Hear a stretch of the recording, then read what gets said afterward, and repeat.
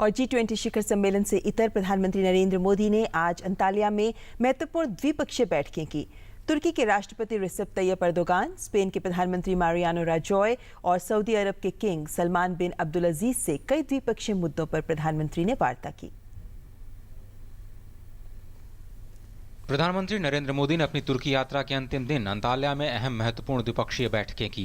प्रधानमंत्री नरेंद्र मोदी ने अपनी पहली मुलाकात में तुर्की के राष्ट्रपति रिसेप तैयप अर्दोगान के साथ कई द्विपक्षीय मुद्दों पर वार्ता की। दोनों पक्षों ने स्वच्छ भारत और डिजिटल इंडिया में नए कारोबार के अवसरों पर चर्चा की। इसके साथ ही अंतरिक्ष क्षेत्र, कृषि अनुसंधान और असैनिक परमाणु सहयोग के अलावा दोनों देशों ने आतंकवाद का मुकाबला करने के उपायों पर सहयोग के लिए प्रमुखता से विचार विमर्श किया। He sought Turkish support for India's membership of the 4 export control regimes.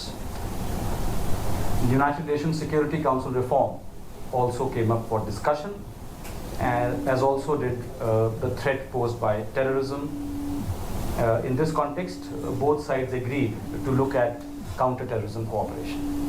इसी बीच प्रधानमंत्री नरेंद्र मोदी ने तुर्की में स्पेन के प्रधानमंत्री मारियानो राजॉय के साथ भी मुलाकात की है। इस मुलाकात में दोनों नेताओं ने भारत और स्पेन के बीच राजनयिक संबंधों को अगले स्तर पर ले जाने पर सहमति जताई। साथ ही रेलवे क्षेत्र में बड़े पैमाने पर विस्तार करने के अलावा दोनों देशों ने समुद्री सुरक्षा और रक्षा विनिर्माण के क्षेत्र में भी भागीदारी पर अहम चर्चा की है।